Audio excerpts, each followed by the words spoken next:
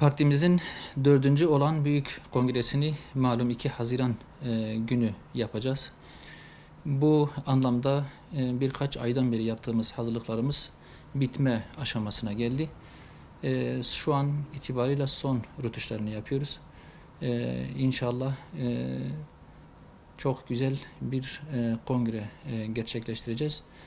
Malum Türkiye olarak hatta dünya olarak pandemi nedeniyle önemli bir süreçten geçiyoruz. Bu anlamda bizim kongremiz de biraz farklı olacak ister istemez. Pandemi tedbirleri eşliğinde gerçekleştireceğimiz kongremizde toplumumuzun, halkımızın sağlığını tehlikeye atmayacak tedbirlere özellikle riayet ediyoruz. HES kodu ile kontrollü bir şekilde delegelerimizi salona alacağız. Sosyal mesafe, maske ve benzeri diğer kurallara hassasiyetle riayet edeceğiz. Toplumun sağlığını tehlikeye atmama adına biz partililerimizi, halkımızı kongreye davet etmedik.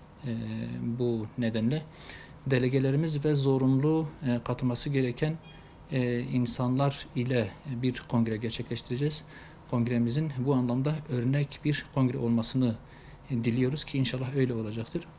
Bu kongreyi biz Türkiye açısından çok önemsiyoruz. Önemli bir kongre çünkü Türkiye'de siyaset kurumunun sos verdiği bir süreçten geçiyoruz malum.